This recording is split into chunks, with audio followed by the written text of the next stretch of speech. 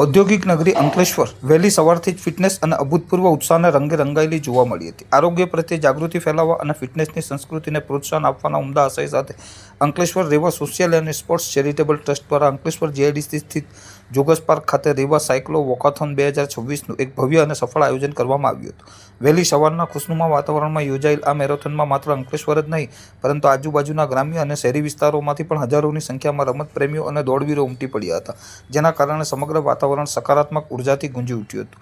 આ ભવ્ય ઇવેન્ટની સૌથી મોટી વિશેષતા એ હતી કે તેમાં સમાજના દરેક વર્ગ અને દરેક વય જૂથના લોકો ભાગ લઈ શકે તે માટે સુંદર આયોજન કરાયું હતું. સ્પર્ધકોની ક્ષમતા મુજબ અલગ અલગ કેટેગરીઓ રાખવામાં આવી હતી, જેમાં પ્રોફેશનલ રનર્સ માટે 21.1 કિલોમીટરની પડકારજનક હાફ મેરેથોનથી લઈને 10 કિલોમીટર, 5 કિલોમીટર અને 3 કિલોમીટરની દોડ તથા વોકનો સમાવેશ થયો હતો. માસૂમ બાળકોથી લઈને જોશથી ભરેલા યુવાનો અને પ્રેરણારૂપ વડીલો પોતપોતાની નિર્ધારિત કેટેગરીમાં પૂર્વજોશ અને હોશ સાથે ભાગ લીધો હતો. રસ્તા પર દોડતા તમામ સ્પર્ધકોના ચહેરા પરનો ઉમંગ અને તેમની પોઝિટિવ એનર્જી ઉપસ્થિત શ્રોતાઓ માટે ખરેખર નયનરમ્ય અને પ્રેરણાદાયી દ્રશ્ય ખડું કરતી હતી.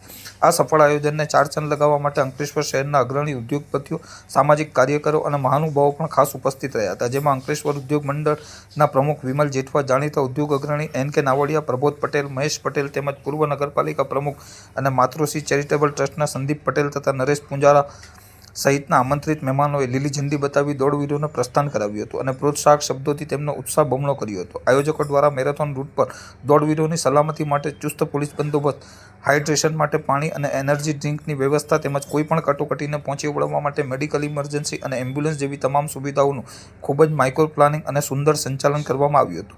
સમગ્ર કાર્યક્રમ અત્યંત ઉત્સાહપૂર્ણ માહોલમાં અને સફળતાપૂર્વક સંપન્ન થયો હતો અને અંતમાં ભાગ લેનાર તમામ દોડવીરો તથા નાગરિકોએ રેવા ટ્રસ્ટના આ સરાહનીય પ્રયાસ અને ઉત્કૃષ્ટ આયોજનની મુક્ત કંઠે પ્રશંસા કરી આગામી સમયમાં પણ આવા આયોજનો થતા રહે તેવી અપેક્ષા વ્યક્ત કરી હતી. અંકલેશ્વર બાઇસિકલ ક્લબ ઓરિજિનલી 2015માં શરૂ થઈ હતી, ત્યારથી આ સિલસિલો ચાલુ છે અને આજે 10મો સાયકલો વોકાથોન કરીએ છીએ. સાયકલો વોકાથોન એટલા માટે કે જેની પાસે સાયકલ ન હોય તો સાથે ચાલી શકે અને સાયકલ હોય સાયકલિંગ કરે. છેલ્લા 10 વર્ષ પહેલા ફક્ત 3-4 લોકોથી શરૂ થયેલી આ સાયકલ ક્લબ અને રનિંગ ક્લબ આજે વટવૃક્ષ બની ગઈ છે અને 1000થી વધુ લોકો આમાં પાર્ટિસિપેટ થઈ રહ્યા છે અને દર વર્ષે અમે આનું આયોજન કરી રહ્યા છીએ. ધન્યવાદ.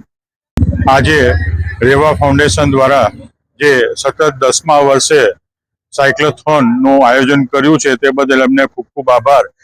રેવા મેરેથોન તરફથી સતત દર વર્ષે આયોજન થઈ રહ્યું છે. એમાં જે હાલની જનરેશન મોબાઈલ યુગમાં વળી રહી છે એમાં એક સાયક્લોથોન અને વોકેથોન એ બે મહત્વનું પાસું છે. આવનારા દિવસોમાં હું એમને વિનંતી કરું કે આ ઉત્તરોત્તરમાં જીઆઈડીસી અને અંકલેશ્વર વસાહતના લોકો ભાગ લે અને આને વધુને વધુ સફળ બનાવે. So hello, my name is Muskan and I joined this Reva Cyclothon and it was really amazing and I experienced a good ride. And along with everyone, I ride my bicycle and here's my finisher medal. Thank you. हम यहाँ रेवाथन में cycling करके आए और हमें बहुत अच्छा लगा. बारिश भी हो रही थी लेकिन हमने हार नहीं मानी और पूरी मेहनत से साइकिल रेसिंग कंप्लीट की. Thank you.